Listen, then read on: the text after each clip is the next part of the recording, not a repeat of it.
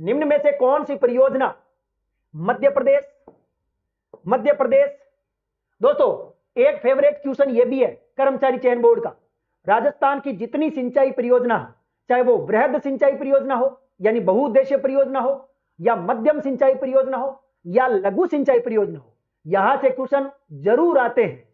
आज इस पेपर में आपको कई क्वेश्चन देखने को मिलेंगे, इसका मतलब क्वेश्चन जरूर पूछे जाते हैं। चलिए, निम्न में से कौन सी परियोजना मध्य प्रदेश, गुजरात और राजस्थान राज्यों के मध्य का एक संयुक्त उपक्रम है? एक आसान सा क्वेश्चन है, बहुत बढ़िया, सभी लोग जवाब दे रहे हैं गुरुजी उत्तर नंबर 2। अरे 2 कैसे होगा? हाँ जी, मध्य प्रदेश, गुजरात और राजस्थान की संयुक्त परियोजना। भाई माही, चलो चंबल है तो चंबल तो राजस्थान और मध्य प्रदेश की है, माई बजा सागर राजस्थान और गुजरात की है। हाँ जी, इंदिरा गांधी केवल राजस्थान की है, केवल राजस्थान। जबकि नर्मदा देखो, राजस्थान 1, गुजरात 2, एमपी 3, महाराष्ट्र 4। इस क्वेश्चन का उत्तर नंबर तो 3 होगा ना? ऐसे क्या गलती कर रहे हो? नर्मदा परियोजना दोस्तों, नर्मदा परियोजना, इसके बारे में जितनी चीजें आपको पता होनी चाहिए वो सारी मैं बता रहा हूं। सबसे पहले दोस्तों, नर्मदा नदी पर सरदार सरोवर बांध बनाया गया है। सरदार सरोवर बांध से एक नहर निकाली गई है जिसका नाम नर्मदा नहर है, और यह नहर लगभग 458 किलोमीटर तो गुजरात में चलती है, लगभग 77-78 किलोमीटर राजस्थान में चलती है। राजस्थान के जालोर जिले के सांचौर तहसील के सीलू गांव में प्रवेश करती है। वेरी इंपॉर्टेंट, राजस्थान के 2 जिले इससे लाभान्वित होते हैं, number 1 Jalore, number 2 Barmer. Question पूछा जा चुका है, राजस्थान का सबसे ज्यादा लाभान्वित जिला जालोर, जालोर और बाड़मेर दोनों लाभान्वित होते हैं। सबसे ज्यादा लाभान्वित होता है जालोर, रट लेना।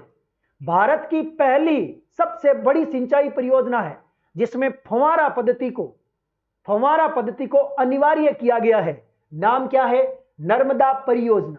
Very important question, Narmada, very important. हां, सरदार सरोवर बांध गुजरात में बना हुआ है, याद रखना है।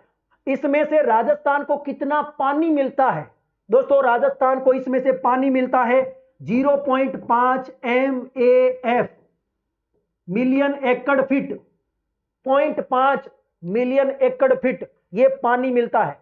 मार्च 2008 की बात है, तत्कालीन वसुंधरा राजे सिंधिया जो कि मुख्यमंत्री थी, उन्होंने सीलू गांव में पानी के प्रवेश जब हुआ तब पानी का स्वागत किया और उद्घाटन किया था सीलू गांव में, मार्च 2008 में।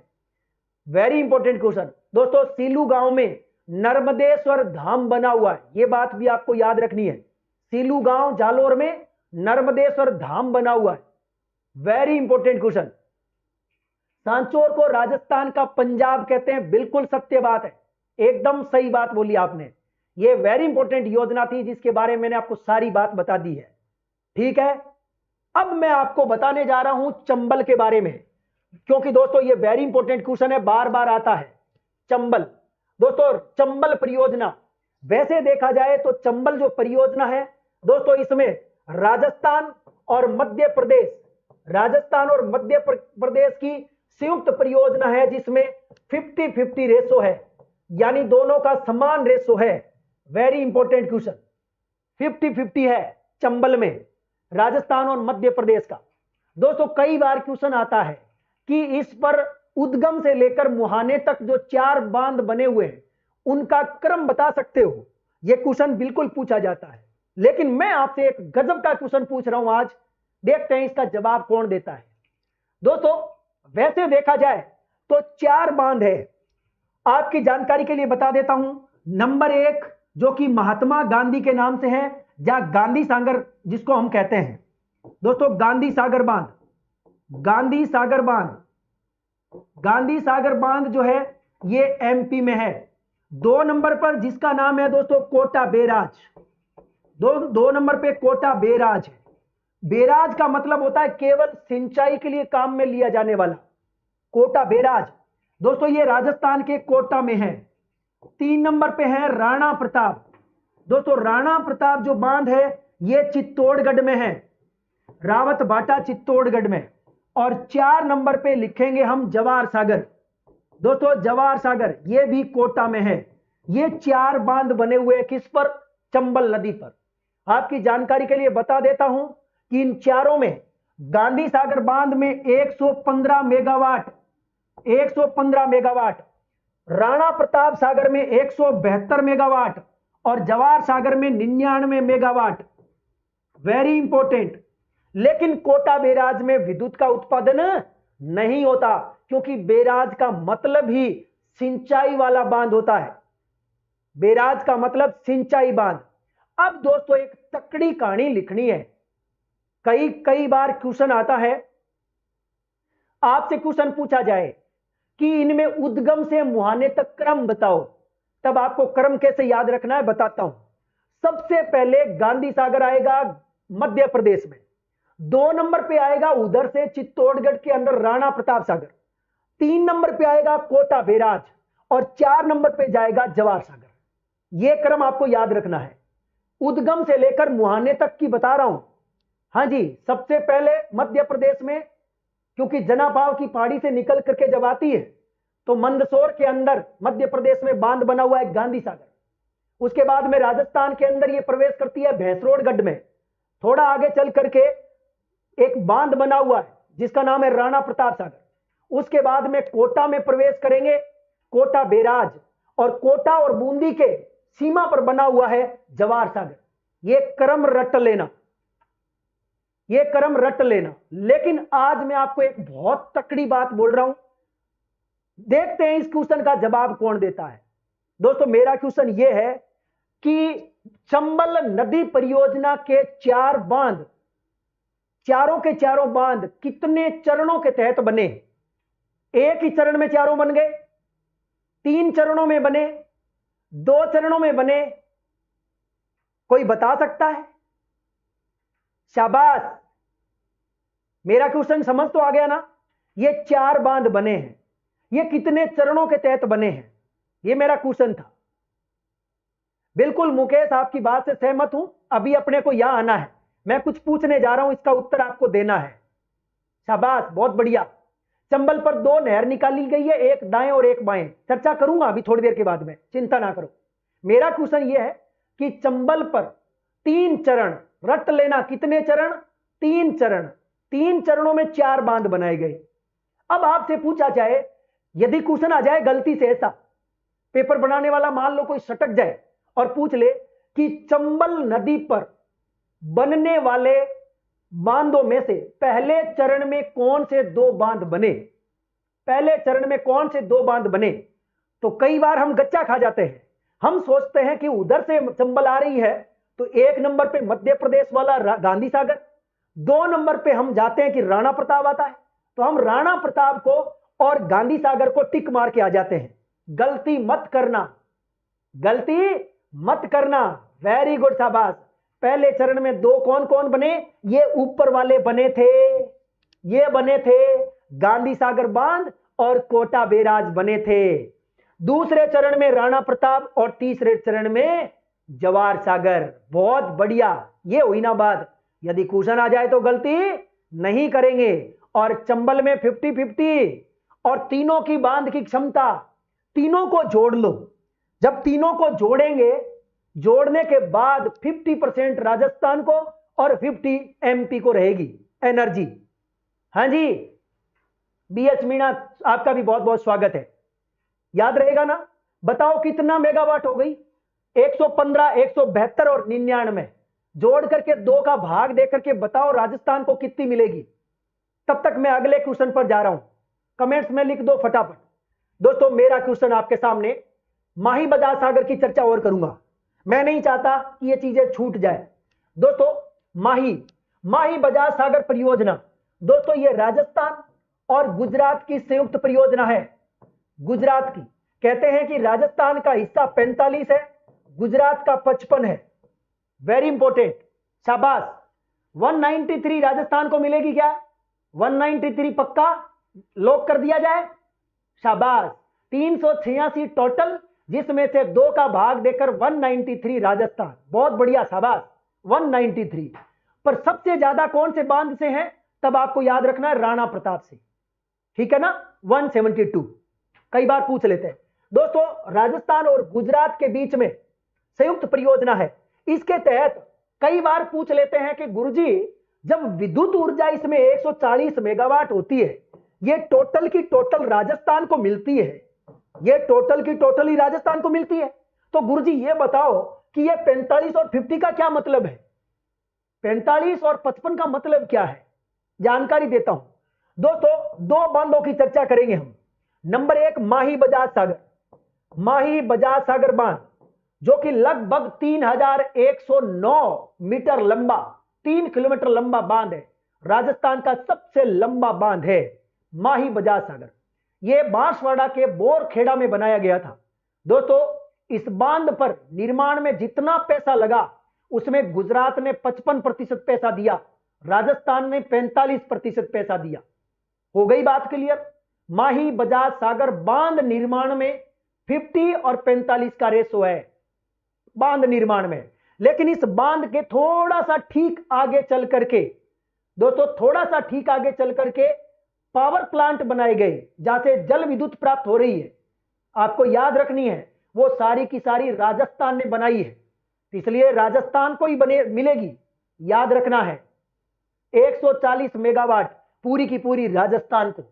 और आपकी जानकारी के लिए बता देता हूं कि इसी माही पर आगे चलकर गुजरात में कडाना बांध बना हुआ है। एक और जानकारी, कागदी पिकअप बांध जो है वह बांसवाड़ा से थोड़ा सा आगे है, राजस्थान में ही है कागदी पिकअप बांध, वो भी इस पर है। बहुत बढ़िया, बोरखेड़ा में है, 3109 मीटर लंबा, टोटल 140 मेगावाट पूरी की पूरी राजस्थान को मिलती है। राजस्थान का सबसे लंबा बांध है माही बजाज सागर बांध, ठीक है, शाबाश, बहुत बढ़िया। अब दोस्तों एक तकड़ी चीज और रह गई, बहुत सारे बच्चे बार बार मुझसे क्वेश्चन पूछते हैं, मैं उनका उत्तर अभी हल करूंगा। अभी आज इंदिरा गांधी नहर परियोजना में जितने विद्यार्थी जुड़े हुए हैं, प्लीज एक बार शेयर करके अपने दूसरे दोस्तों को बुलाओ। आज एक बहुत तकड़ी चीज कराने जा रहा हूं, कभी जिंदगी में क्वेश्चन गलत नहीं होगा। चलिए भाई, इंदिरा गांधी नहर परियोजना, इंदिरा गांधी नहर परियोजना के बारे में आप जितनी प्रशंसा करें उतनी कम है। हम रावी और व्यास नदियों का जो अतिरिक्त पानी है वो तो हम सिद्धमुख नहर परियोजना में ले जाते हैं, लेकिन रावी और व्यास के समझौते के तहत जो 8.6 मिलियन एकड़ फीट पानी है, उसमें से हम इंदिरा गांधी नहर परियोजना के माध्यम से कितना लेते हैं?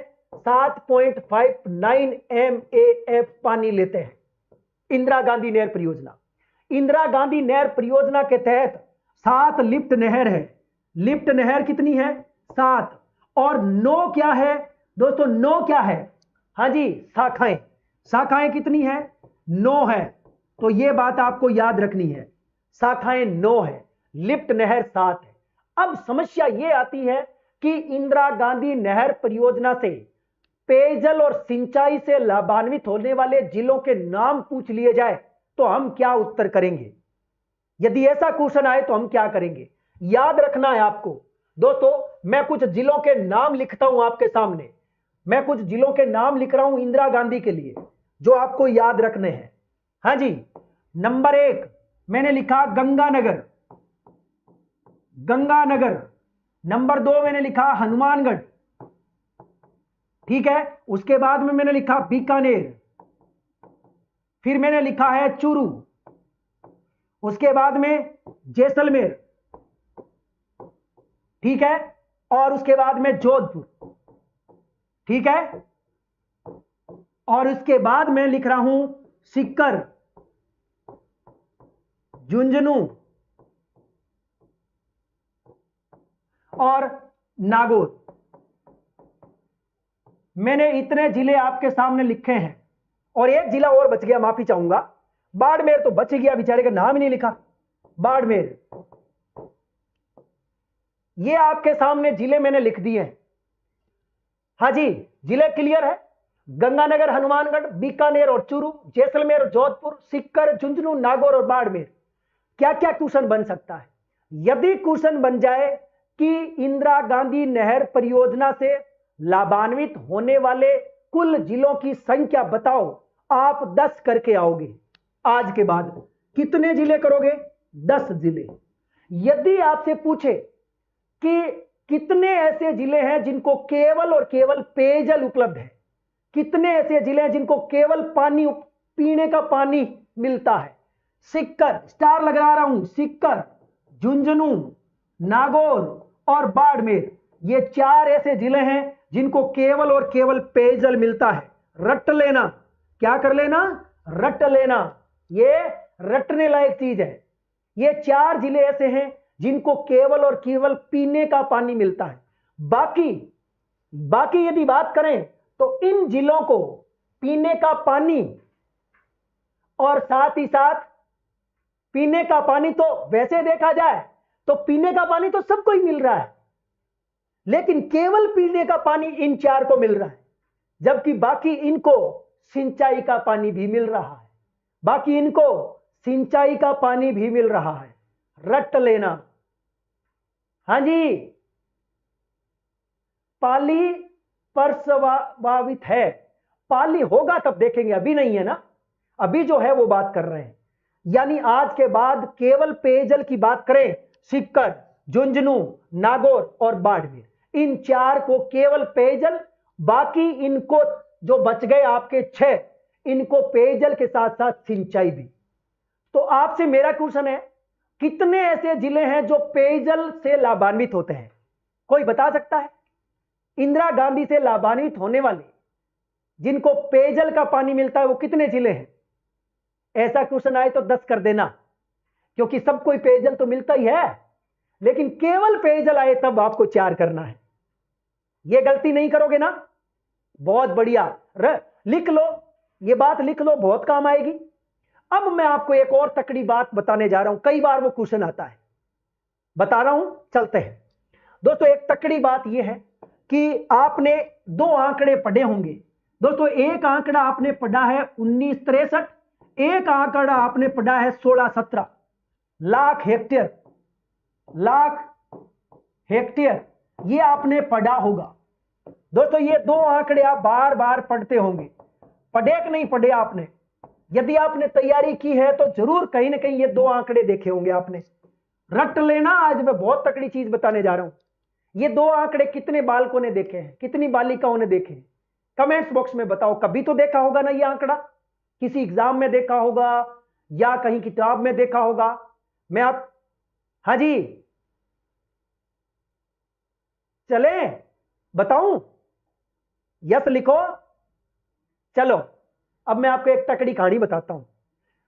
जब इंदिरा गांधी नहर परियोजना बननी शुरू हुई और इसके दोनों चरण लगभग धीरे धीरे पूरे होने की कगार पर आए, तो एक बात निश्चित हो गई थी, क्योंकि शुरू में इंदिरा गांधी नहर परियोजना में पानी जो है वो बहुत बढ़िया आता था।